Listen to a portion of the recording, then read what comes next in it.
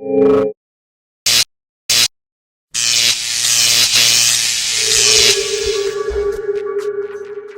this episode of Soul Searchers, we're investigating in Mansfield, PA tonight at the historic North Hall on the campus of Mansfield University.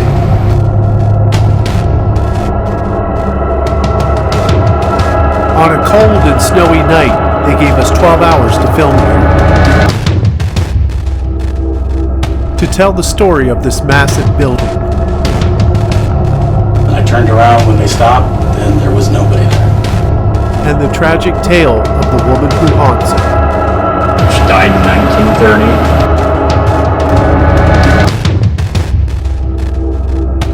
1930. Years of stories told over and over. I thought it was one of the employees having a joke. Turned out it wasn't. Nobody was there. One night to find the truth.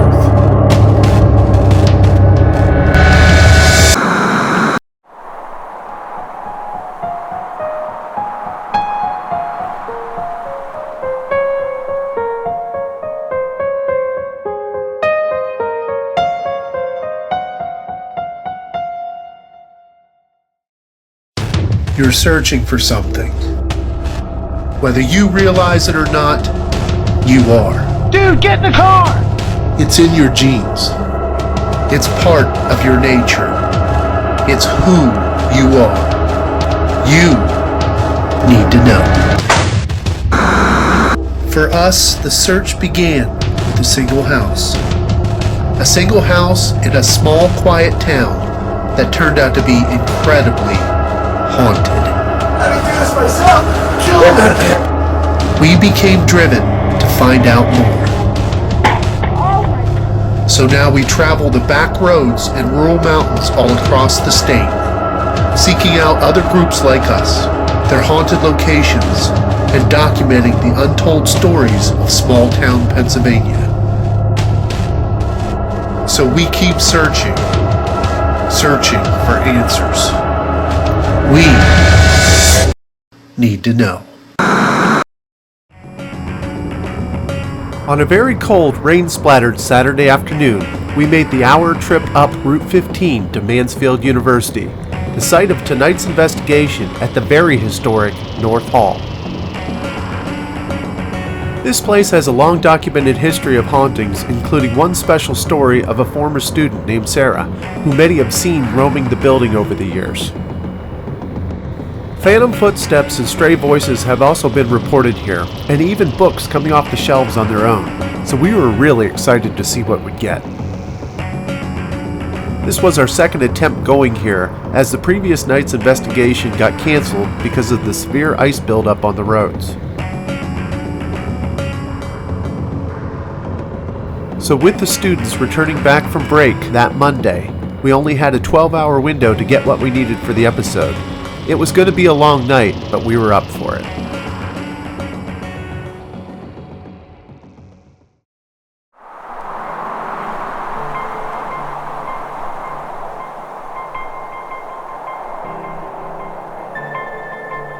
So the Old North Hall was originally built in 1874 as a ladies' dormitory. It included living space for the women students as well as the kitchen and the dining hall.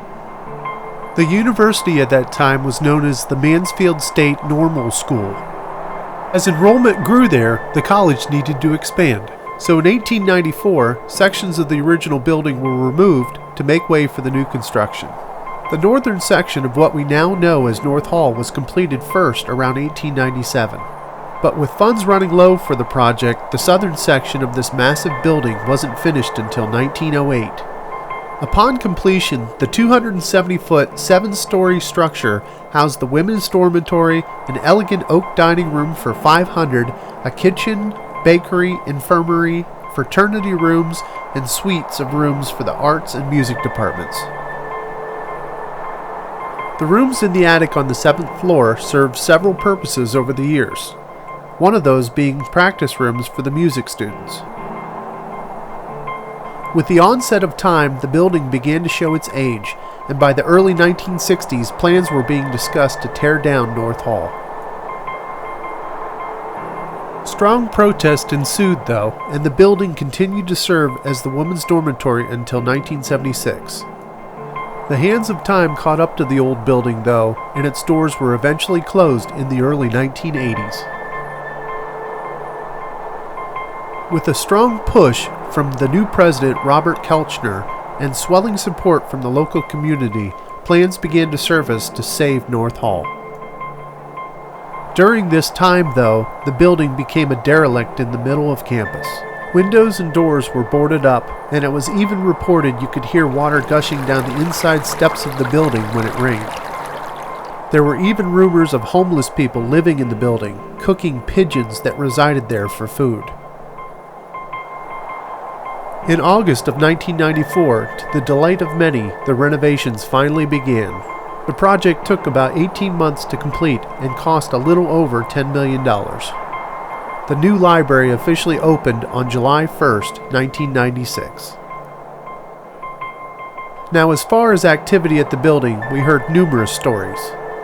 Books falling with no one around, voices being heard, phantom footsteps through the hallways, and even sightings of figures standing in the rooms. Now, when we hear stories of a location being haunted, we always look first to the history of the building or land. Tragic events, deaths, and other negative happenings will sometimes point to a reason behind the activity that is reported, and usually gives us a place to start digging deeper. Unfortunately, we could find very little of that here. There were no confirmed deaths at the location, although there was a report of a student who supposedly hung herself from the fire escape around 1918. But considered a suicide, it is said that the papers of the time probably wouldn't have carried the story, so nothing concrete there. There is also an instance of a woman in the 1870s being rushed from her dorm room to the hospital for an unknown illness. She later died there. But the death happened miles from North Hall, so I'm not sure about that one either. One of the biggest stories of North Hall is that of Sarah. Now, of course, anyone who has attended or visited Mansfield University over the years has heard the story of Sarah and her untimely death at North Hall. There are many versions of this story, but supposedly, in the early 1930s, there was a young music student who was on the upper floors of North Hall near the railing of the atrium, or the well as it was called for many years. The story we were told says she was distraught from a failed romance. During the night, she played one last song on an old piano in the music room high in the attic of the building, and then tragically threw herself over the rail guarding the well, plummeting to her death. She supposedly can still be seen looking out the attic windows out onto the campus.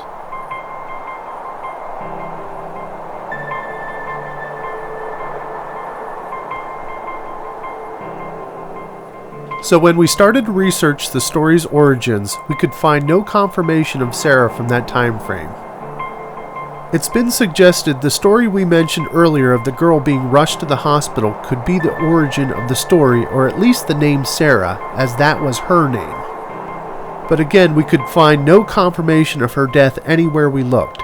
Again, though, with papers not reporting suicides at the time, could it have been overlooked? So was it just a story that grew over the years, or was there a student who tragically fell to her death here? We may never know, but the tale has taken on a life of its own over the last 30 years. And now it is forever tied to this incredible structure and its storied past.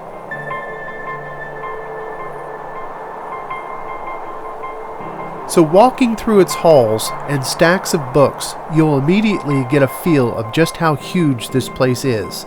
And the other thing that strikes you is how incredibly quiet it is. We were told stories of how students working alone on the 3rd and 4th floors, the most active floors, would hear footsteps with no one around, or feel someone or something watching them. We even heard a story of a former worker who resigned from their job, possibly because of the activity experienced here. So is North Hall haunted? We'll see what we can find out tonight.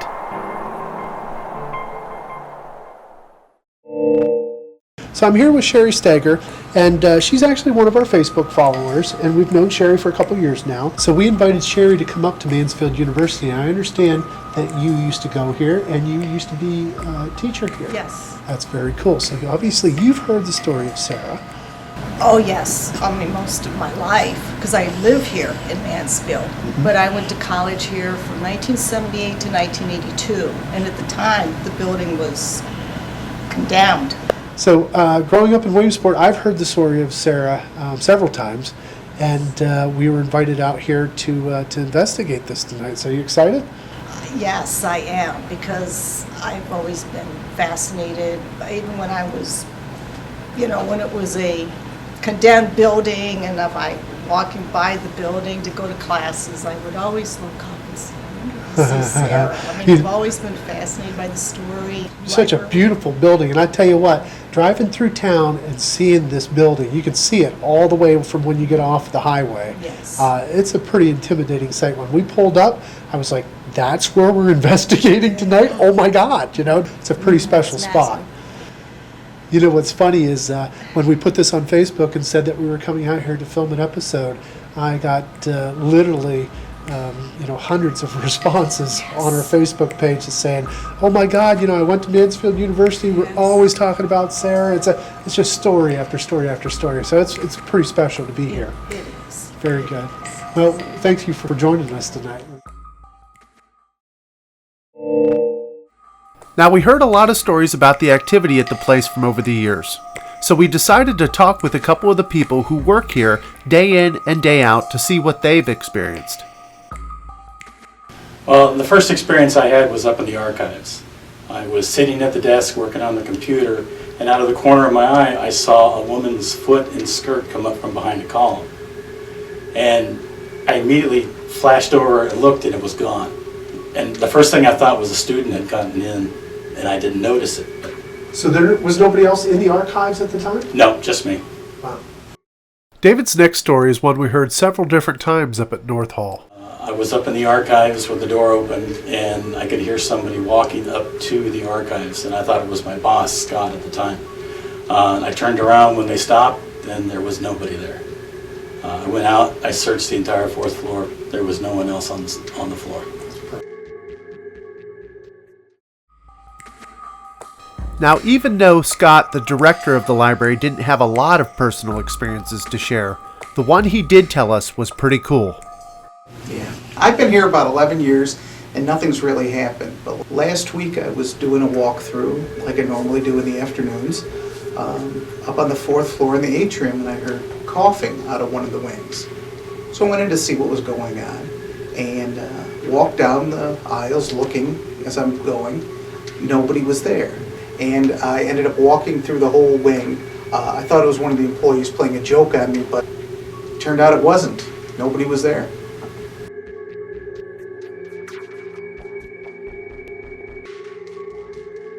We also talked with some past students via Facebook and email.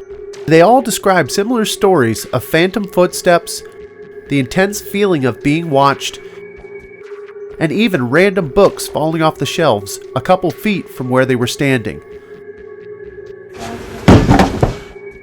I have to say, it was pretty cool to hear the same stories of activity from multiple people.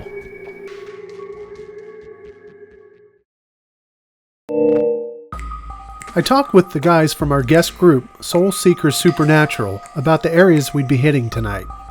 Alan and Chris have been to North Hall many times investigating in the past, so they knew the best spots for finding activity. We all agreed that since this place was so large, and with the limited time we've been granted, that just focusing on a couple key areas would be our best bet.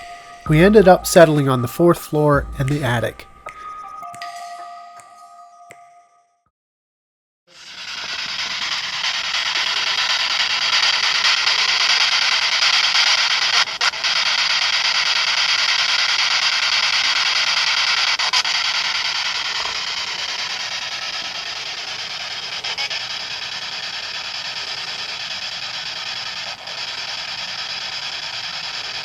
Maybe you can take a picture for us tonight.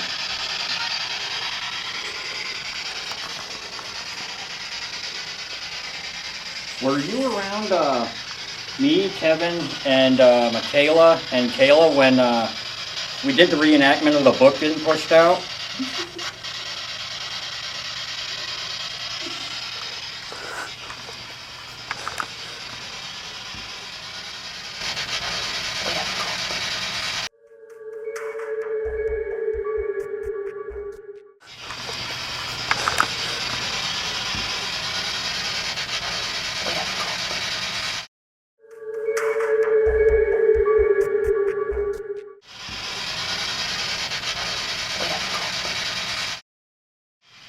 Yeah, I asked you earlier about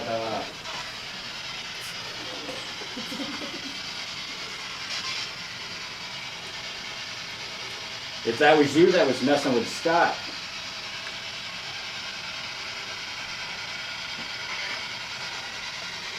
And Scott said he heard somebody coughing up here. He came in and nobody was here. Was that you?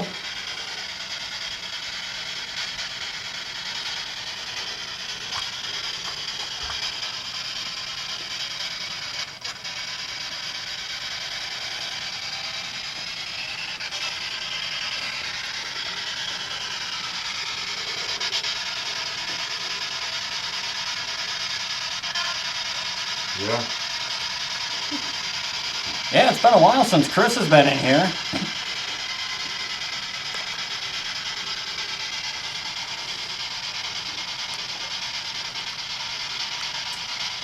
Are you happy school's starting up again Monday? Everybody's going to be back. So what do you think of Michaela portraying you tonight? She did a really good job, didn't she?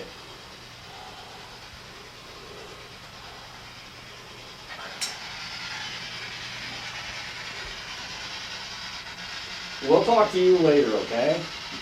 Just let Sarah talk. The gentleman that you guys just heard is Spirit. His name is Harold. Yeah, Kimber said she thought she heard piano playing earlier. Was that you?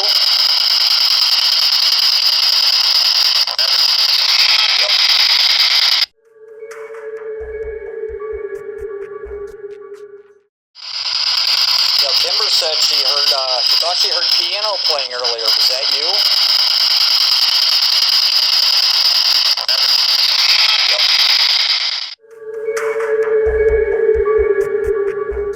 Kimber said she thought she heard piano playing earlier. Was that you?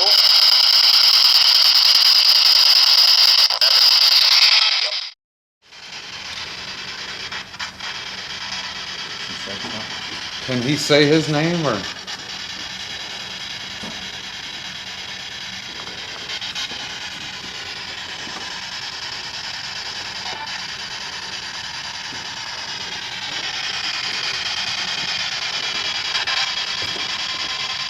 You know, Sarah, one thing that I do want to tell you is everybody that's up here right now, you know, feels for what happened to you, and we're all really sorry.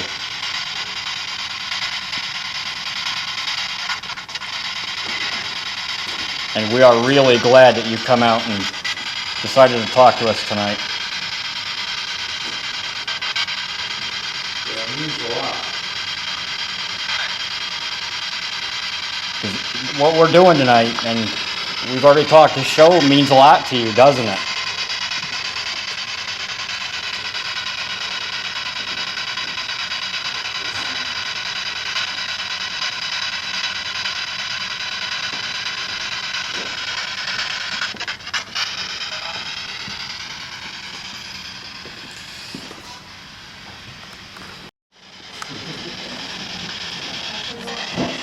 Getting a little reckless up here. You want to talk to Sarah, Tiffany?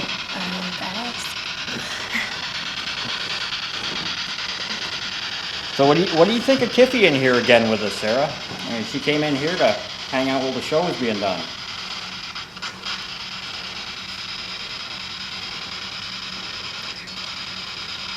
Tiffy.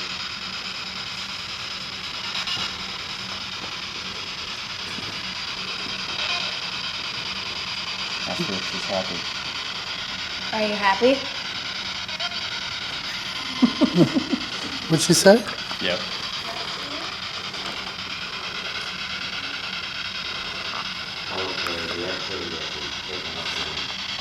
Okay, Sarah, I'll ask you, do you remember when Kiflin was downstairs in the children's section, was it you that popped that book out onto the floor?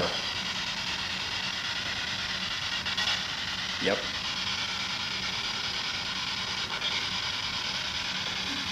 Who's that guy?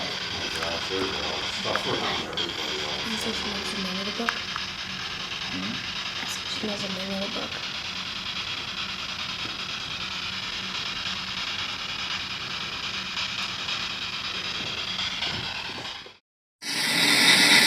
All right, Sarah, we're gonna talk to you later, okay?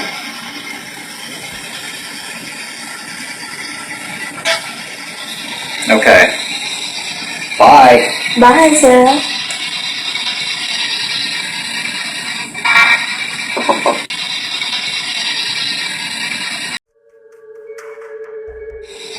Bye. Bye, Sarah.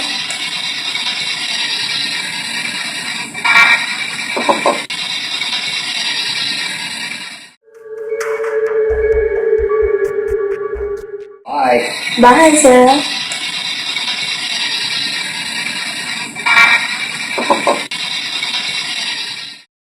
We're getting a little bit of activity over here, guys. K2's going. Yes.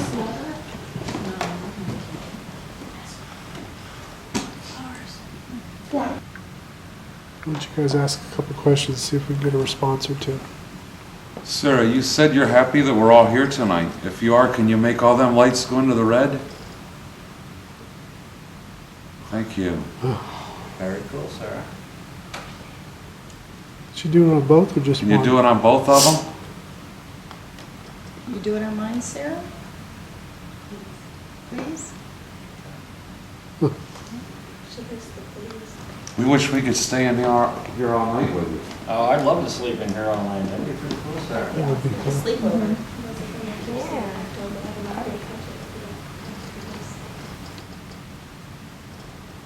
So Sarah, are you here with us standing right now? Those two little green lights, if you can make them go off, that'd be great. We'll know you're here right with us. That was pretty cool. Thank you, Sarah. Well, Do you have a message for us? are you happy that we're all here?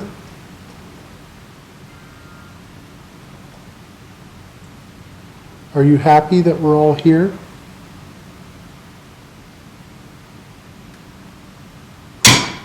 Jesus.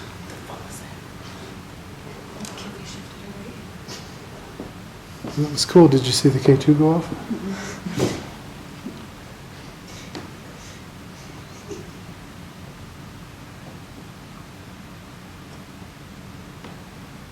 Tap on something? There it is. Thank you.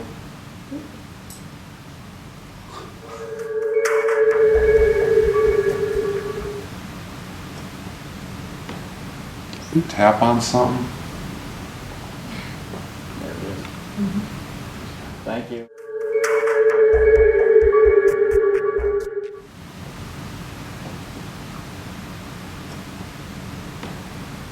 Tap on something? There it is. Thank you.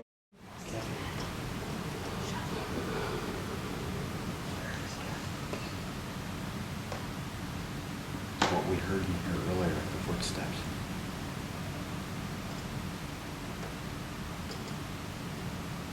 It's definitely got a feel to it up here, doesn't it? You know, Sarah, we just want to say that the story's been a long time coming, and we're really happy that you've let us in and you're going to let us tell it.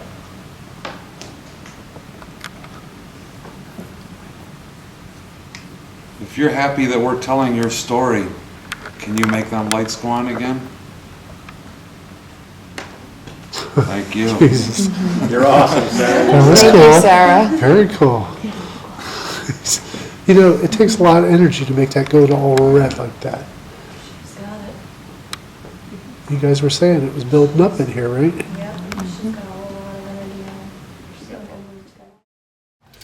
So Dave, tell me what happened to you. I could feel something moving on my right, then I got tapped on the shoulder. You got some big balls of energy in here, I'll show you. So you were kind of watching the door while we were in there, and you got tapped on the shoulder. Yeah. So we ended up stopping for the night right at 1:45 like we promised, and we quickly gathered up all of our equipment for the ride home. It definitely left me wanting more. Now, we didn't get a lot of activity tonight during the investigation, probably because of the limited time we had there. But I have to say, the place definitely had a feel to it, and we all seemed to experience it too. Several times during the night, I'd find myself looking over my shoulder, hearing something behind me, or doing a double take, looking down a dark, empty hallway. The place was really cool too, and again, I'm not sure if you can tell from our footage, but it was just a massive building. Definitely the kind of place you dream about coming to, so we really hope to get back here again soon.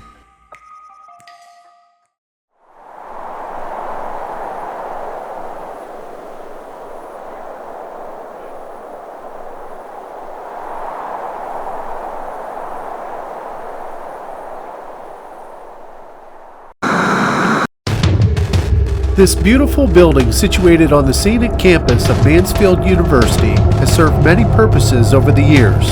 From a women's dormitory to meeting rooms, campus police and TV station to library. Hundreds, if not thousands of people have peered from its many windows and strolled through its vast hallways.